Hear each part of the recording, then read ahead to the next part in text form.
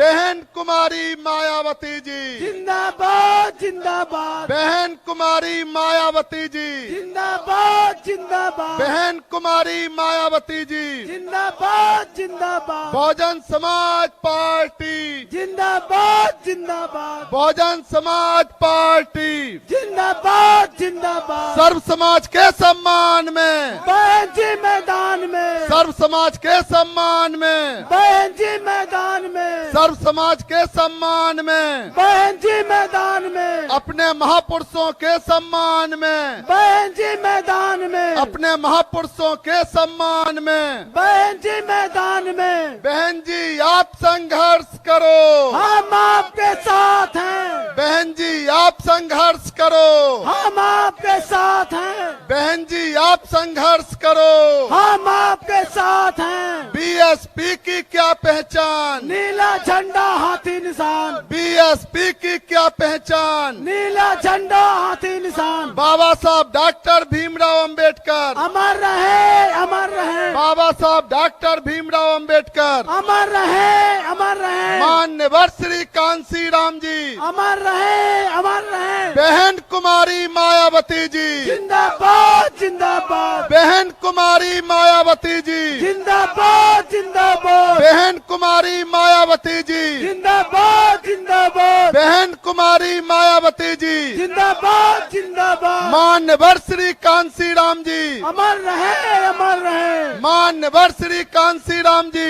अमर रहे अमर रहे। बहन कुमारी मायावती जी, जिंदाबाद जिंदाबाद, बहन कुमारी मायावती जी, जिंदाबाद जिंदाबाद। बहन जी आप संघर्ष करो, हम आपके साथ हैं, बहन जी आप संघर्ष करो, हम आपके साथ हैं, बहन जी आप संघर्ष करो। हम आपके साथ हैं। सर्व समाज के सम्मान में, बहन जी मैदान में, सर्व समाज के सम्मान में, बहन जी मैदान में।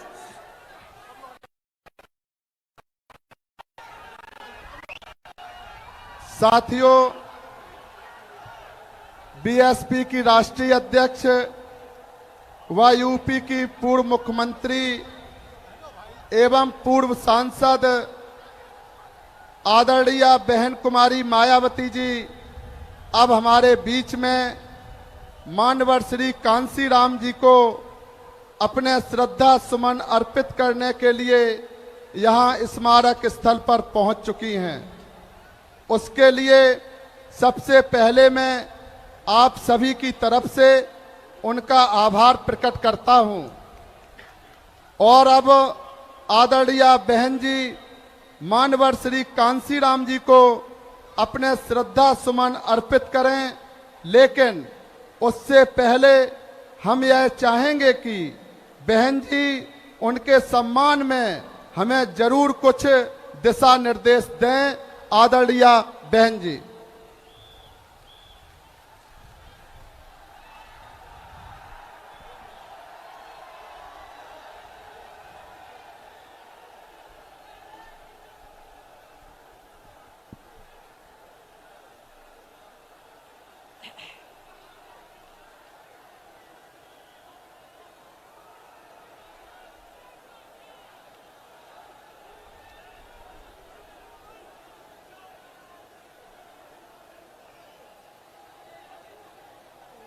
उत्तर प्रदेश के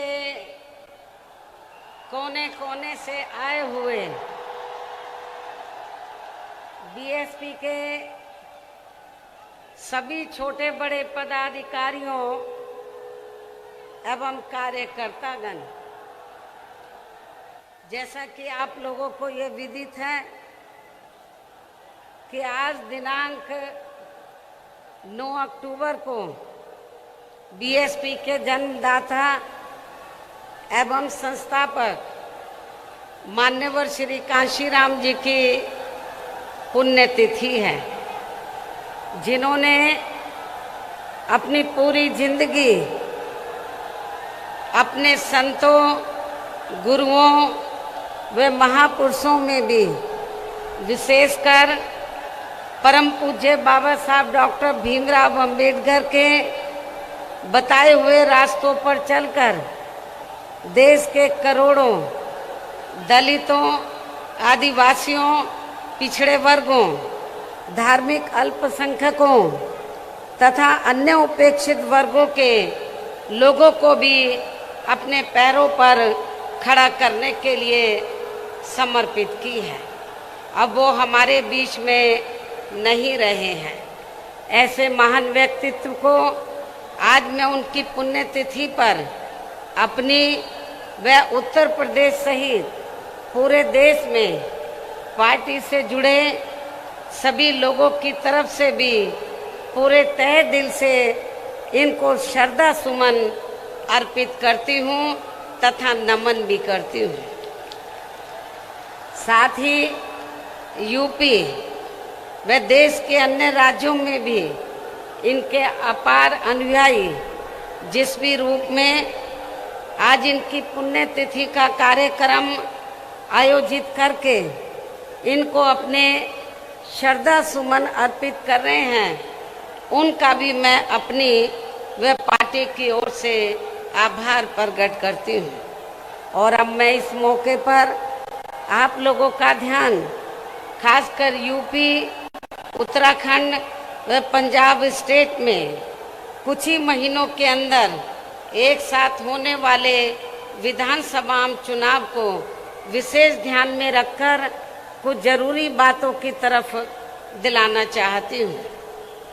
जिन इन तीनों राज्यों में हमारी पार्टी पूरी तैयारी व दमदारी के साथ ये चुनाव लड़ रही है, जिसे मद्देनजर रखते हुए अब मैं सबसे पहले कमजोर एवं उपेक्षित वर्गों के लोगों को ये कहना जरूरी समझती हूँ कि बाबा साहब डॉक्टर भीमराव अंबेडकर ने भारतीय संविधान के बनने के बाद विशेषकर इन वर्गों के लोगों को ये कहा था कि मैंने काफ़ी संघर्ष एवं अथक प्रयासों से अपने इन वर्गों के लोगों को जिंदगी के हर पहलू में आगे बढ़ने के लिए भारतीय संविधान में कानूनी अधिकार तो जरूर दिला दिए हैं, लेकिन उनका सही व पूरा लाभ लेने के लिए इन्हें केंद्र में ही बल्कि 4 बार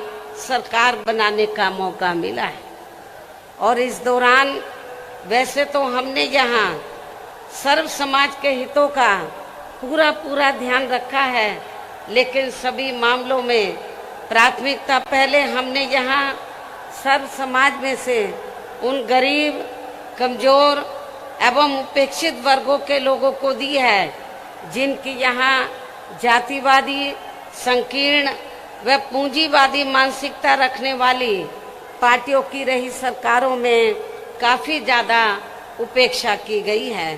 साथ ही इनकी सरकारों में उपेक्षित रहे अपने सभी संतों, गुरुओं व महापुरुषों आदि को भी हमने पूरा आदर सम्मान दिया है।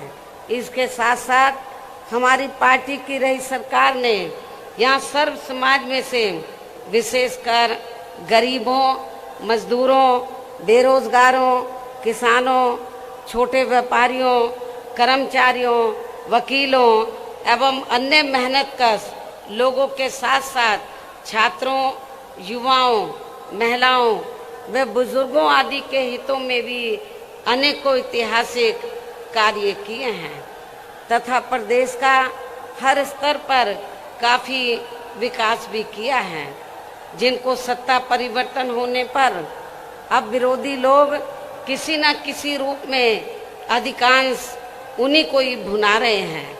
और अब तो केंद्र व अन्य राज्यों की भी सरकारें इनकी काफ़ी नकल कर रही हैं। इसके साथ ही यहाँ बिगड़ी हुई कानून व्यवस्था को भी काफ़ी हद तक सुधारा गया है। इतना ही नहीं बल्कि जब यूपी में सन 2007 में पहली बार यहाँ बीएसपी की अकेले ही पूर्ण बहुमत की सरकार बनी थी, तो तब फिर हमने यहाँ प्रदेश व यहाँ की आम जनता का काफ़ी युद्ध स्तर पर चौतरफा विकास व उद्धार आदि किया था। यहाँ बेहतरीन कानून व्यवस्था भी दी थी, जिसकी पूरे देश में काफ़ी सराहना भी की गई थी, लेकिन ये सब यहाँ हमारी विरोधी पार्टियों को अच्छा नहीं लगा और इसके बाद तब से यहाँ सभी जातिवादी, संकीर्ण व पूंजीवादी पार्टियां अंदर अंदर एकजुट होकर व किस्म किस्म के हथकंडे आदि इस्तेमाल करके बीएसपी को सत्ता में आने से रोकने में लगी हैं, जिसकी खास वजह से ही पिछले 2 विधानसभा आम चुनावों में हमारी पार्टी यहाँ सत्ता में आसीन नहीं हो सकी है। लेकिन इस दौरान चाहे यहाँ सपा सत्ता में रही हो या बीजेपी सत्ता में आसीन है, किंतु यहाँ की जनता इन दोनों सरकारों में काफी ज्यादा दुखी रही है, ये भी सर्वविदित है। और अब प्रदेश की जनता बीएसपी के शासनकाल को ही याद कर रही है और यहाँ सत्ता परिवर्तन करने के लिए काफी हद तक अपना मन भी बना चुकी है। और ऐसे में अब इस बार यहाँ बीएसपी की सरकार बनना लगभग तय है, जिसके लिए पार्टी के लोगों को अभी से ही यहाँ सभी विरोधी पार्टियों के साम दाम दंड भेद आदि हथकंडों से भी जरूर सावधान रहना है। हालांकि अभी तक इन्होंने जिन जिन हथकंडों को भी इस्तेमाल किया है तो उनके बारे में मैं पार्टी के लोगों को समय समय पर काफी हद तक सजग भी करती रही हूँ, किंतु फिर भी इस संबंध में सावधानी के तौर पर यहाँ मैं आप लोगों को ये कहना जरूरी समझती हूँ कि यहाँ प्रदेश में कुछ ऐसी भी छोटी छोटी पार्टियां व संगठन आदि हैं जो अकेले या फिर गठबंधन करके भी ये चुनाव लड़ सकते हैं, जिनका मकसद कोई चुनाव जीतना नहीं होता है, बल्कि अपने स्वार्थ में पर्दे के पीछे से खासकर सत्ताधारी पार्टी को फायदा पहुंचाने के लिए ही होता है। और फिर ये लोग उन्हीं के हिसाब से अपने उम्मीदवार भी चुनाव में खड़ा करते हैं। इसलिए ऐसी पार्टियों व संगठनों को अपनी जात बरादरी व रिश्ते नातों आदि के भी चक्कर में पड़कर इन्हें अपना वोट देकर कतई भी खराब नहीं करना है, वरना फिर से यहाँ बीजेपी सत्ता में वापस आ सकती है। इसके साथ ही प्रदेश में एक पार्टी तो ऐसी भी है जो दूसरी पार्टियों के स्वार्थी व टिकटार्थी किस्म के लोगों को अपनी पार्टी में शामिल करा के अपने कुनबे व परिवार आदि को बढ़ाने में लगी रहती है, जिसके शासनकाल में यहाँ की जनता खासकर कानून व्यवस्था के मामले में काफी ज्यादा दुखी रही है। ऐसी पार्टी के बहकावे में भी आप लोगों को कतई भी नहीं आना है। इसके साथ ही चुनाव घोषित होने से कुछ समय पहले वे वोट पड़ने तक भी हमारी पार्टी को नुकसान पहुंचाने के लिए या खासकर जातिवादी मीडिया या फिर बीएसपी के विरुद्ध प्रायोजित किया गया मीडिया भी बीएसपी की स्थिति को जानबूझकर काफी कमजोर करके दर्शाता रहेगा, जिससे भी पार्टी के लोगों को बिल्कुल भी गुमराह नहीं होना है। और इस संबंध में हम जल्दी ही मुख्य चुनाव आयोग को भी एक चिट्ठी लिखेंगे कि किसी भी स्टेट में जब विधानसभा आम चुनाव का समय 6 महीने रह जाए तो तब से लेकर वोट पड़ने तक सभी एजेंसी के सर्वे पर रोक लगनी चाहिए, ताकि उसकी आड़ में जो कुछ एजेंसी का धंधा चल रहा है तो वे बंद हो जाए तथा फिर चुनाव भी प्रभावित ना हो सके। जैसे आप लोगों को ये मालूम है कि बंगाल में जब विधानसभा का आम चुनाव चल रहा था तो वहाँ पर रिजल्ट आने से पहले तो सर्वे वाले तो ममता बनर्जी को बहुत पीछे दिखा रहे थे, लेकिन जब रिजल्ट आया तो उल्टा आया और जो सत्ता के सपने देख रहे थे तो वो उनका सपना चकनाचूर हो गया और ममता बनर्जी तो भारी बहुमत से वहां सत्ता में पुनः वापस आ गई। इसलिए आप लोगों को ये जो सर्वे वगैरह है इनके बहकावे में कतई नहीं आना है। इतना ही नहीं बल्कि अब तो चुनाव के नजदीक बीजेपी की केंद्र व यूपी की सरकार यहाँ अपनी पार्टी के पक्ष में हवा बनाने के लिए जिस प्रकार से सरकारी मशीनरी का इस्तेमाल कर रही है ये भी किसी से छिपा नहीं है।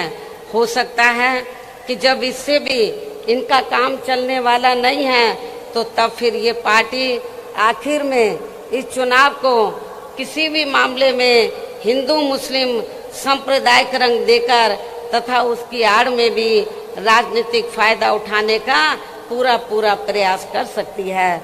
उसे भी ध्यान में रखकर आपको ये चुनाव लड़ना है।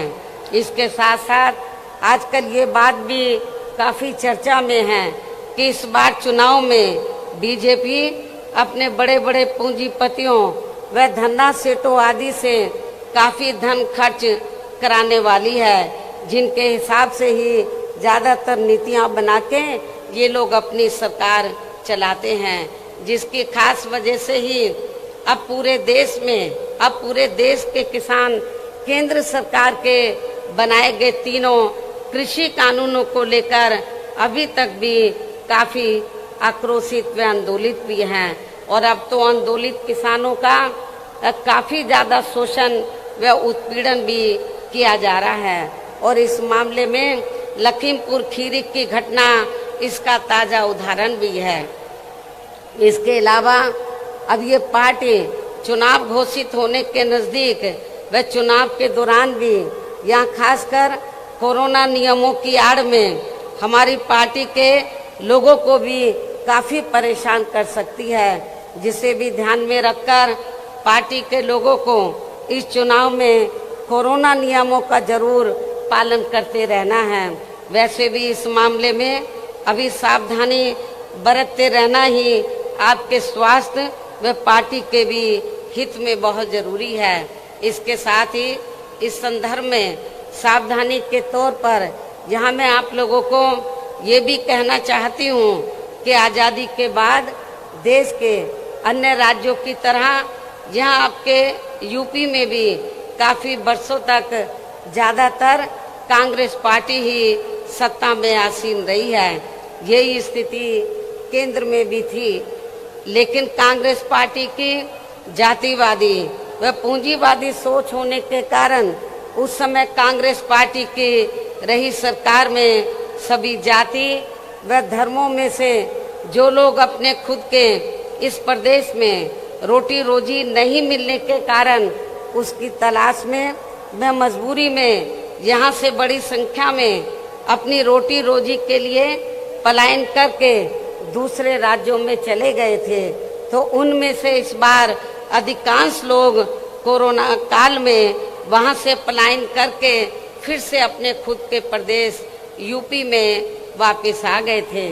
और लगभग यही स्थिति कुछ और राज्यों में भी हमें देखने के लिए मिली है, किंतु इनके लिए यूपी में भी आकर अति दुख की बात ये रही कि यूपी की वर्तमान भाजपा सरकार ने ना तो इनकी रोजमर्रा की जरूरतों को पूरा किया तथा ना ही इनको रोटी रोजी के साधन देकर इन्हें यहाँ स्थापित करने का भी कोई प्रयास किया है, जिससे दुखी होकर तब ये लोग यूपी से लॉकडाउन के हटते ही यहाँ से पुनः पलायन करके अपनी रोटी रोजी के लिए फिर से दूसरे राज्यों में वापिस चले गए। इसके साथ ही यहाँ अति दुख की बात ये भी रही कि उस समय यूपी में कोरोना से जिन लोगों की मृत्यु हो गई थी तो उनके दाह संस्कार के लिए भी यहाँ की भाजपा सरकार ने लकड़ी तक का भी कोई उचित प्रबंध नहीं किया था, जिसके कारण फिर बड़ी संख्या में इनके शव यहाँ गंगा यमुना नदी नालों आदि में बहते हुए हमें नजर आए हैं। इससे इनके संस्कारों का भी काफी कुछ पता चलता है।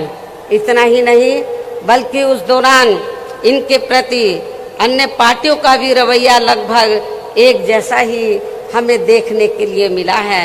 और इस मामले में वैसे आप लोगों को ये मालूम है कि खासकर यूपी व बिहार के जो गरीब एवं बेरोजगार लोग अपनी रोटी रोजी के लिए बड़ी संख्या में दिल्ली व महाराष्ट्र के मुंबई में जाकर बस गए थे, तो ये लोग कोरोना काल में वहाँ की सरकारों की रही अनदेखी की वजह से ज़्यादातर पलायन करके वापस अपने मूल प्रदेश यूपी व बिहार में आ गए थे। जबकि महाराष्ट्र में तो वहाँ शिवसेना, कांग्रेस व एनसीपी की मिली जुली सरकार चल रही थी, जिन्होंने ऐसे समय में भी इनके वहाँ ठहरने व खाने आदि की कोई भी उचित व्यवस्था नहीं की थी।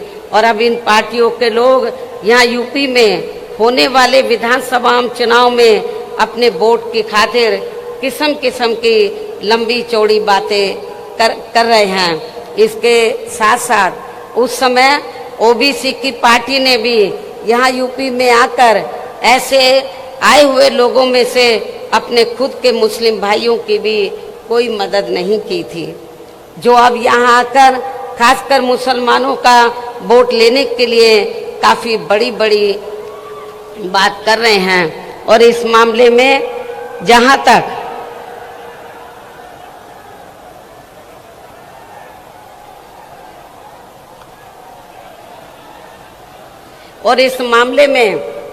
जहाँ तक दिल्ली से यूपी के लोगों का जबरदस्त पलायन करने का सवाल है, जहां पर श्री केजरीवाल के नेतृत्व में आम आदमी पार्टी की सरकार चल रही है, तो अब ये पार्टी भी यहाँ यूपी में आकर अपनी पार्टी को मजबूत बनाने के लिए काफ़ी लंबी चौड़ी बातें कर रही है।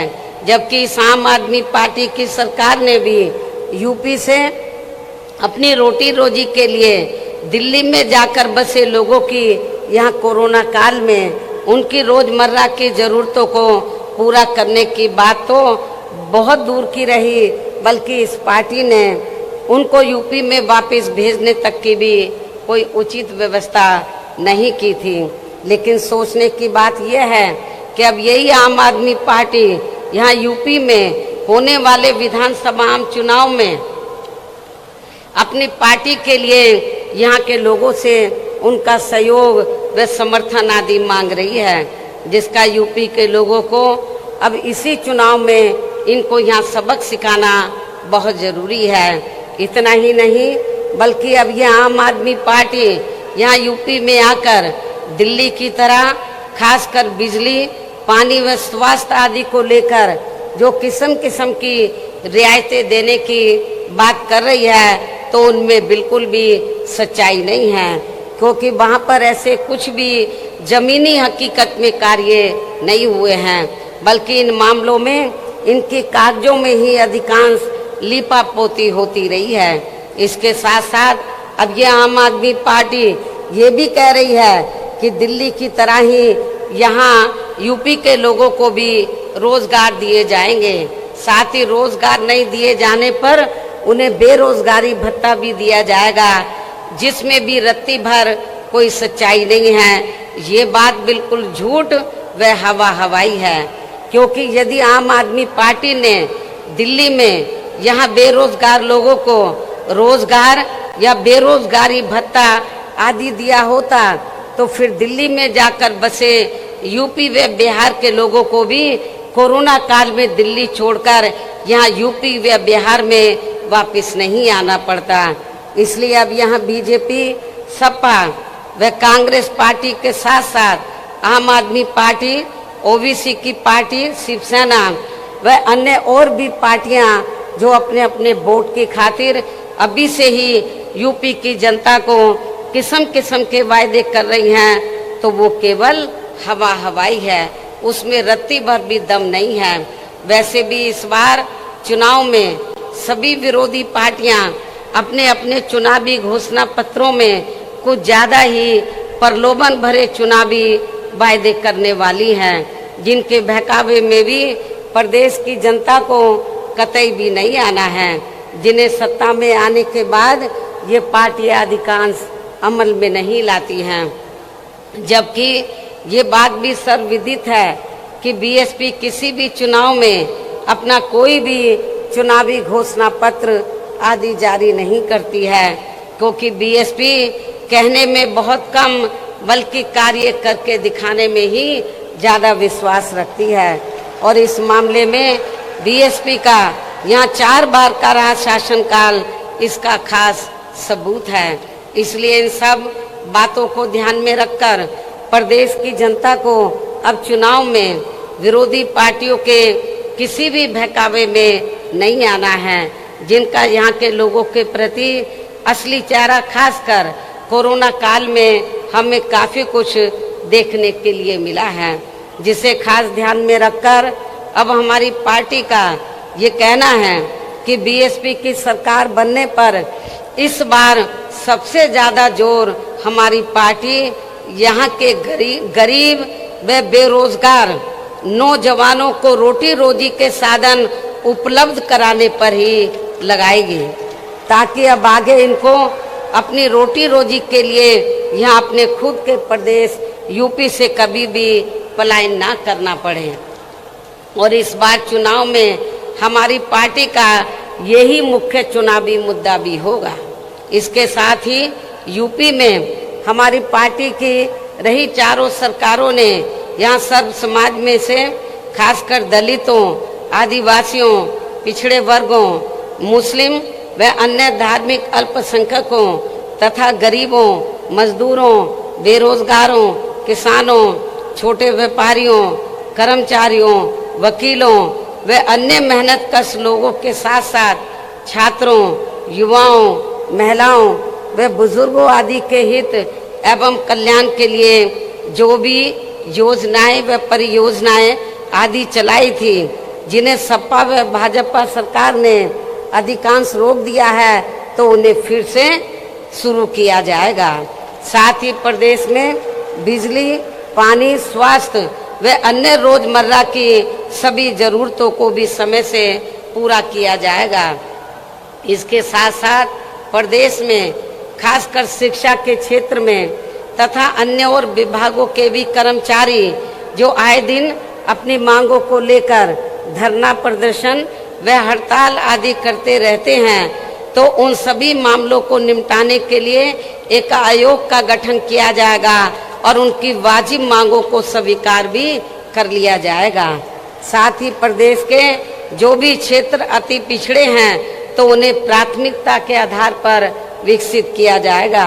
इसके साथ साथ डॉक्टर अंबेडकर ग्राम विकास योजना एवं मान्यवर श्री कांशीराम जी शहरी समग्र विकास योजना को भी पुनः चालू करा के यहाँ गांवों व शहरों को फिर से विकसित किया जाएगा, जिनकी हालत अब यहाँ काफ़ी ज़्यादा खराब हो चुकी है।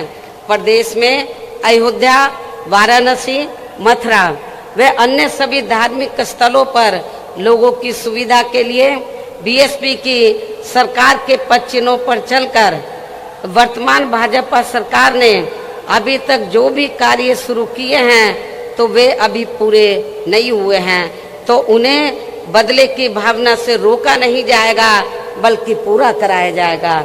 इसके अलावा प्रदेश में सरकार बनने पर पहले नए हॉस्पिटल, मेडिकल कॉलेज एवं शिक्षण संस्थान आदि नहीं बनाए जाएंगे, बल्कि पहले से जो बने हैं, जिनकी काफ़ी दयनीय हालत हमें कोरोना काल में देखने के लिए मिली है, तो उन्हें पहले सुधारा जाएगा। इसी प्रकार प्रदेश में सड़कें व पुल आदि भी नए बनाने से पहले यहाँ पुरानी सड़कों व पुलों आदि को ही ठीक किया जाएगा, ताकि कोई जनहानि ना हो सके। साथ ही प्रदेश के विकास व जनहित में केंद्र एवं स्टेट की अभी तक जो भी सही योजनाएं चल रही हैं, तो उन्हें विरोधी पार्टियों की तरह बदले की भावना से रोका नहीं जाएगा। इसके साथ ही सपा व भाजपा सरकार की तरह दूसरी सरकारों के किए गए कार्यों के नाम बदलकर ये भी नाटक नहीं किया जाएगा।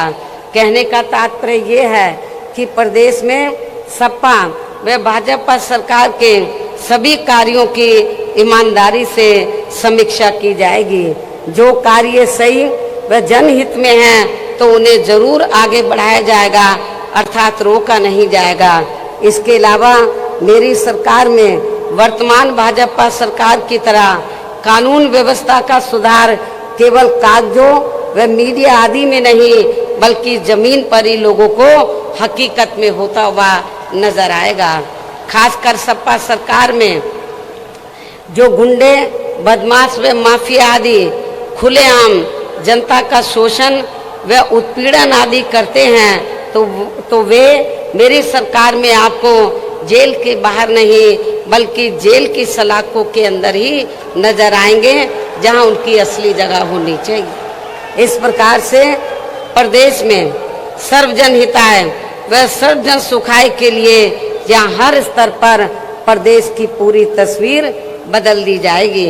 इतना ही नहीं बल्कि आज मैंने प्रदेश व आम जनहित में जो कुछ भी कहा है और इससे पहले पिछले महीने दिनांक 7 सितंबर को प्रबुद्ध वर्ग के हुए समापन कार्यक्रम के दौरान भी जो कुछ भी कहा है तो ये सभी कार्य यहाँ बीएसपी की सरकार बनने पर बिना पक्षपात एवं भेदभाव आदि के ही समय से पूरे किए जाएंगे। और इस मामले में विशेषकर किसानों, गरीब व कमजोर एवं असहाय लोगों की तथा यहाँ सर्व समाज में से बेरोजगार लोगों की भी समस्याओं को दूर करने की तरफ विशेष ध्यान दिया जाएगा। साथ ही सर्व समाज में से ब्राह्मण समाज की भी सुरक्षा, सम्मान एवं तरक्की आदि के साथ साथ यहाँ धार्मिक अल्पसंख्यक समाज में से मुस्लिम समाज के भी विकास एवं उत्थान व उनके जान माल आदि की सुरक्षा को भी लेकर पार्टी ने अभी तक जो कुछ भी कहा है तो उन पर हमारी सरकार द्वारा पूरी ईमानदारी व निष्ठा से जमीनी हकीकत में कार्य किया जाएगा तथा यहाँ की जनता को किसी भी मामले में निराश नहीं होने दिया जाएगा। वैसे भी बीएसपी किसी भी मामले में, मैं फिर इस बात को दोहराती हूँ कि वैसे भी बीएसपी किसी भी मामले में जो कहती है तो उस पर सही से अमल भी करके दिखाती है। यही बीएसपी की खास पहचान भी है। लेकिन इस मामले में सावधानी के तौर पर यहाँ मैं ये भी कहना चाहूँगी कि यदि यूपी की वर्तमान भाजपा सरकार ने यहाँ की जनता के प्रति अपनी जिम्मेवारी को पूरी ईमानदारी व निष्ठा से निभाया होता तो अब यहाँ विधानसभा के आम चुनाव होने के नज़दीक यूपी की सरकार के साथ साथ माननीय प्रधानमंत्री जी व अन्य और केंद्रीय मंत्रियों एवं नेताओं आदि को भी यूपी की जनता को लुभाने के लिए अब यहाँ थोक के भाव में ताबड़तोड़ शिलान्यास, घोषणाएं व कच्चे कार्यों का भी उद्घाटन आदि नहीं करना पड़ता।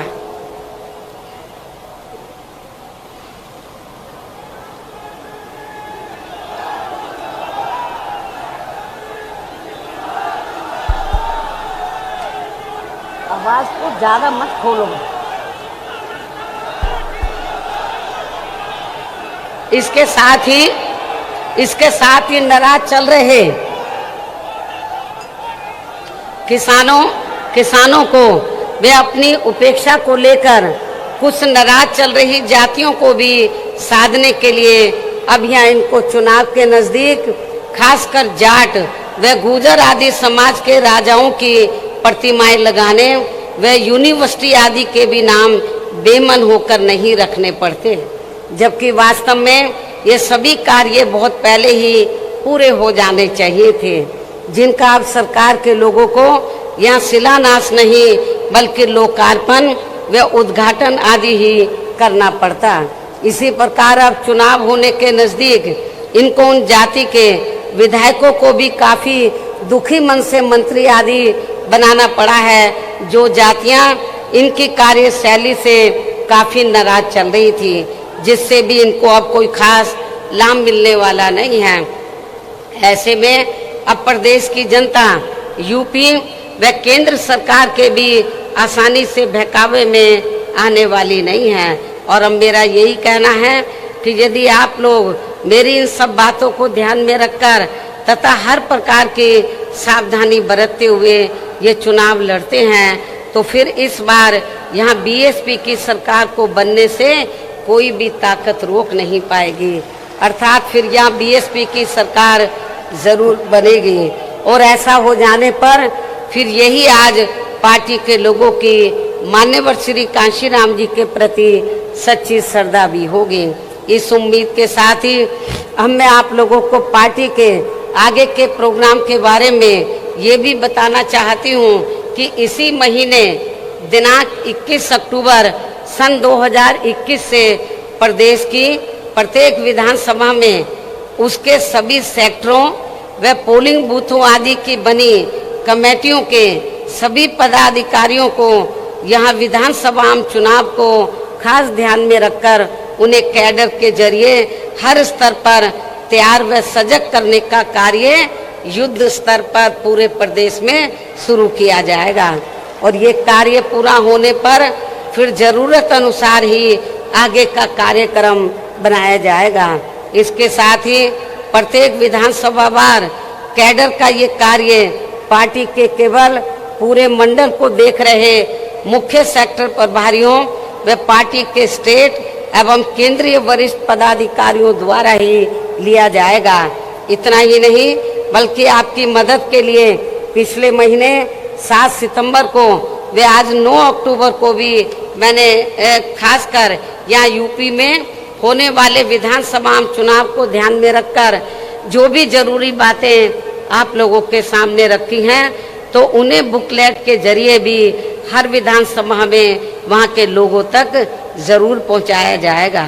और इस मामले में मैं ये भी कहना चाहूँगी, यदि मुझे ये लगा कि आप लोग मेरे आज दिए गए इस आदेश व निर्देश का सही से पालन नहीं कर पा रहे हैं तो फिर मैं जरूरत महसूस होने पर पार्टी हित में प्रदेश की किसी भी विधानसभा में जाकर खुद उसका निरीक्षण भी कर सकती हूँ। इसलिए आपको ये कार्य पूरी ईमानदारी से ही करना है ताकि मुझे आपका इम्तिहान ना लेना पड़े। इसके साथ साथ यहाँ मैं ये भी कहना चाहती हूँ कि इसी पैटर्न पर चलकर उत्तराखंड व पंजाब स्टेट में भी पार्टी के लोग ये कार्य 21 अक्टूबर से ही शुरू करेंगे। इस प्रकार से आप लोग अपनी पूरी तैयारी के साथ इन तीनों राज्यों में यहाँ की सरकारों को सत्ता से जरूर बाहर करेंगे। अर्थात आप लोग उत्तर प्रदेश में व इससे लगे उत्तराखंड प्रदेश में भी अपनी पार्टी की सर्वजन हिताय व सर्वजन सुखाय की सरकार जरूर बनाएंगे।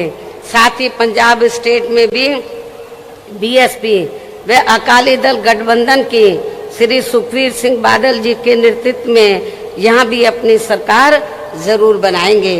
इस भरोसे के साथ ही अब मैं मान्यवर श्री कांशीराम जी की पुण्यतिथि के मौके पर केंद्र की सरकार से इनको भारत रत्न की उपाधि से सम्मानित करने की भी जोरदार मांग करती हूँ और इसके लिए इनसे ये विशेष आग्रह भी करती हूँ। हालांकि इस मामले में हमें ये मालूम है कि केंद्र में कोई भी जातिवादी सरकार जल्दी से हमारे दलित वर्ग के महान व्यक्तित्व को इस उपाधि से सम्मानित करने वाली नहीं है। और इस संदर्भ में बाबा साहब डॉक्टर भीमराव अंबेडकर का खास उदाहरण आप लोगों के सामने है। आप लोगों को मालूम है कि बाबा साहब ने तो देश का संविधान बनाया और जब केंद्र में अंग्रेजों के जाने के बाद कांग्रेस सत्ता में आई, राज्यों में भी रही, तो कांग्रेस की जिम्मेवारी बनती थी कि बाबा साहब को भारत रत्न की उपाधि से सम्मानित करना चाहिए था। लेकिन कांग्रेस की केंद्र की सरकार ने बाबा साहब को भारत रत्न की उपाधि से सम्मानित नहीं किया और नतीजा क्या हुआ, हमारे लोग इसके लिए काफ़ी संघर्ष करते रहे लेकिन सफलता नहीं मिली क्योंकि कांग्रेस पार्टी नहीं चाहती थी कि दलितों को और खासकर बाबा साहब को ये सम्मान मिले। उसके बाद जब बीएसपी बनी और 1989 में जब केंद्र में जनता दल की सरकार बनी श्री बीपी सिंह के नेतृत्व में और कांग्रेस सत्ता से बाहर हुई और मिली जुली सरकार बनी तो उस समय हमारी पार्टी के 3 एमपी जीत कर आए थे मैं खुद भी जीत कर आई थी 1989 में बिजनौर से। तो उस समय श्री बीपी सिंह जी ये चाहते थे कि हम लोग सरकार में शामिल हो जाएं। हमने श्री बीपी सिंह को ये कहा कि हमें कोई मंत्री का पद नहीं चाहिए, हम केवल दो ही आपसे मांग कर रहे हैं, एक तो बाबा साहब को भारत रत्न की उपाधि से सम्मानित किया जाए और दूसरा मंडल कमीशन की रिपोर्ट लागू की जाए। तो श्री बीपी सिंह जी ने हमारी बात को मान लिया और श्री बीपी सिंह जी की सरकार में ही बाबा साहब को भारत रत्न की उपाधि से सम्मानित किया गया और पिछड़े वर्ग की मंडल कमीशन की रिपोर्ट लागू हुई। लेकिन ये बीजेपी को उस समय अच्छा नहीं लगा, जो आज जनगणना का भी विरोध कर रहे हैं ओबीसी का, और उन्होंने श्री बीपी सिंह की सरकार ज्यादा दिन नहीं चलने दी और उनकी सरकार गिर गई। इसलिए अब चाहे ये पार्टी अर्थात कांग्रेस पार्टी, इसलिए कांग्रेस ने यदि ऐसा किया होता तो आज कांग्रेस की हालत ऐसी नहीं होती। इसलिए अब चाहे ये पार्टी अर्थात कांग्रेस पार्टी दलित को किसी भी स्टेट का मुख्यमंत्री व देश का प्रधानमंत्री तथा पार्टी का हेड भी क्यों ना बना दे, तो भी दलित वर्ग के लोग बाबा साहब का ये अपमान भूलने वाले नहीं हैं। इसके साथ ही पिछड़े वर्ग के व्यक्ति को भी ये सभी महत्वपूर्ण पदों पर भी क्यों ना रख लें, तो भी इस वर्ग के लोग कांग्रेस को जल्दी से माफ करने वाले नहीं हैं, जिसने केंद्र में अपनी सरकार के रहते हुए इनकी मंडल कमीशन की रिपोर्ट को लागू नहीं किया था। इसी प्रकार अब कांग्रेस पार्टी किसानों के मुद्दे की आड़ में खासकर सिख समाज को लुभाने के लिए कितनी भी नाटकबाजी क्यों ना कर ले, तो भी देश में सिख समाज के लोग कांग्रेस के राज में हुए सिख दंगों को आसानी से भुलाने वाले नहीं हैं। संक्षेप में अब मेरा यही कहना है कि केंद्र में जब तक जातिवादी सरकारें चलती रहेंगी, जातिवादी मानसिकता वाली सरकारें चलती रहेंगी, तो तब तक यहाँ दलित वर्ग के महान व्यक्तित्व को आसानी से भारत रत्न की उपाधि से सम्मानित नहीं किया जाने वाला है। लेकिन फिर भी हमारी पार्टी का मान्यवर श्री कांशीराम जी को ये सम्मान दिलाने का प्रयास हमेशा जारी रहेगा। वैसे भी किसी भी मामले में कांग्रेस में अन्य जातिवादी पार्टियों को भी यहाँ दलित, आदिवासी व पिछड़े वर्ग के लोग केवल इन्हें अपनी मुसीबत व मजबूरी आदि में ही याद आते हैं। ये सब हमें पिछले महीने पंजाब स्टेट में भी काफी कुछ देखने के लिए मिला है। इसे भी हमारे लोगों को जरूर ध्यान में रखकर चलना चाहिए। इन्हीं जरूरी बातों के साथ ही अब मैं मान्यवर श्री कांशीराम जी की प्रतिमा पर अपने श्रद्धा सुमन अर्पित करती हूँ तथा मेरे बाद यहाँ भारी संख्या में आप ये देखो चारों तरफ भीड़ ही भीड़ है और जितने लोग अंदर हैं इससे काफी ज्यादा लोग बाहर भी हैं। तो आप लोग अपने खुद के साधनों से चलकर, तो कल से आप लोग इधर आए हुए हैं, आपको जब मालूम पड़ा कि मान्यवर श्री कांशीराम जी की पुण्यतिथि के मौके पर मैं खुद यहाँ पर स्मारक स्थल पर पहुँचने वाली हूँ, तो मेरे मना करने के बावजूद भी आप लोग नहीं रुके और बड़े पैमाने पर आप लोग यहाँ पर लाखों की संख्या में इधर पहुँचे हैं। इसके लिए तो मैं आप लोगों की बहुत बहुत आभारी हूँ और मुझे पूरा भरोसा है, खास तौर से जो विरोधी लोग ये कहते हैं कि बीएसपी कहीं पिक्चर में नजर नहीं आ रही है। मेरे ख्याल अभी तक पिछले कई महीनों में जितने प्रोग्राम कांग्रेस ने, सपा ने, बीजेपी ने किए हैं, जितनी भीड़ उनके प्रोग्राम में अभी तक आई है उससे कई गुना भीड़ आज बीएसपी के अकेले प्रोग्राम में आप लोगों को देखने के लिए मिल रही है, मीडिया को देखने के लिए मिल रही है। तो अब मैं आप लोगों का और ज्यादा समय न लेते हुए अब मैं मान्यवर श्री कांशीराम जी की प्रतिमा पर अपने श्रद्धा सुमन अर्पित करती हूँ तथा मेरे बाद यह भारी संख्या में आए पार्टी के लोग भी खासकर कोरोना नियमों का पालन करते हुए पूर्व की तरह ही पूरे अनुशासित तरीके से इनको अपने श्रद्धा सुमन अर्पित करके तब फिर अपने अपने जिलों में सावधानी पूर्वक वापिस चले जाएंगे और फिर ये लोग पार्टी के आज घोषित किए गए कार्य में पूरे जी जान से जुट जाएंगे। इस उम्मीद के साथ ही अब मैं आप लोगों से यही रजा लेती हूँ। जय भीम, जय भारत। बहुजन समाज पार्टी जिंदाबाद जिंदाबाद जिंदाबाद। बहुजन समाज पार्टी जिंदाबाद जिंदाबाद जिंदाबाद। बाबा साहब भीमराव अम्बेडकर अमर रहे, मानवर काशीराम साहब अमर रहे, मानवर काशीराम साहब अमर रहे। कुमारी भाई जिंदाबाद जिंदाबाद जिंदाबाद। कुमारी भाई जिंदाबाद जिंदाबाद जिंदाबाद। कुमारी भाई जिंदाबाद जिंदाबाद जिंदाबाद। बहुजन समाज पार्टी जिंदाबाद जिंदाबाद जिंदाबाद। बहुजन समाज पार्टी जिंदाबाद जिंदाबाद जिंदाबाद। बहुजन समाज पार्टी जिंदाबाद जिंदाबाद जिंदाबाद। सर समाज के सम्मान में जी मैदान में, सर समाज के सम्मान में जी मैदान में, सर समाज के सम्मान में जी मैदान में, अपने महापुरुषों के सम्मान में जी मैदान में, अपने महापुरुषों के सम्मान में जी मैदान में। बहन कुमारी भाई जिंदाबाद जिंदाबाद जिंदाबाद। बहन जी आप संघर्ष करो, हम आपके साथ हैं। बहन जी आप संघर्ष करो, हम आपके साथ हैं। बीएसपी की क्या पहचान, नीला झंडा। बीएसपी की क्या पहचान, नीला झंडा हाथी निशान। बीएसपी की क्या पहचान, नीला झंडा हाथी निशान। बाबा साहब अमर रहे, अमर रहे, अमर रहे। बाबा साहब अमर रहे, अमर रहे। मानवर श्री काशीराम जी अमर रहे, अमर रहे। मानवर श्री काशीराम जी अमर रहे, अमर रहे। बहन कुमारी भाई जिंदाबाद जिंदाबाद जिंदाबाद। बहन कुमारी भाई जिंदाबाद जिंदाबाद जिंदाबाद। बहन कुमारी भाई जिंदाबाद जिंदाबाद जिंदाबाद। सर समाज के सम्मान में जी मैदान में, सर समाज के सम्मान में जी मैदान में, सर समाज के सम्मान में जी मैदान में, अपने महापुरुषों के सम्मान में जी मैदान में, अपने महापुरुषों के सम्मान में जी मैदान में। बहन जी आप संघर्ष करो, हम आपके साथ हैं। बहन जी आप संघर्ष करो, हम आपके साथ। बीएसपी की क्या पहचान, नीला झंडा हाथी निशान। बीएसपी की क्या पहचान, नीला झंडा हाथी निशान। बाबा साहब अमर रहे, अमर रहे, अमर रहे। बाबा साहब अमर रहे, अमर रहे, अमर रहे। मानवर श्री काशीराम जी अमर रहे, अमर रहे, अमर रहे। मानवर श्री काशीराम जी अमर रहे, अमर रहे, अमर रहे। बहन कुमारी भाई जिंदाबाद जिंदाबाद जिंदाबाद। बहन कुमारी भाई जिंदाबाद जिंदाबाद जिंदाबाद। बहन कुमारी भाई जिंदाबाद जिंदाबाद जिंदाबाद। सर समाज के सम्मान में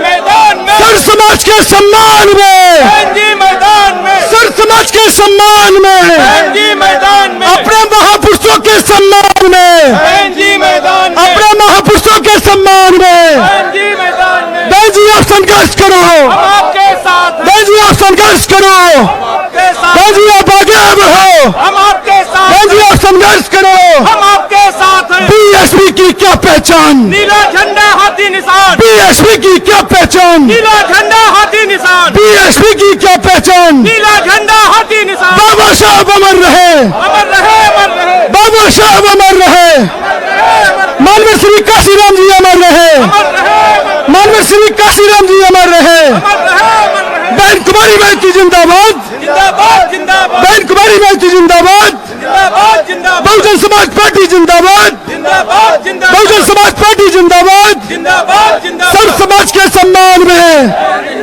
सर समाज के सम्मान में, सर समाज के सम्मान में, अपने महापुरुषों के सम्मान में, अपने महापुरुषों के सम्मान में।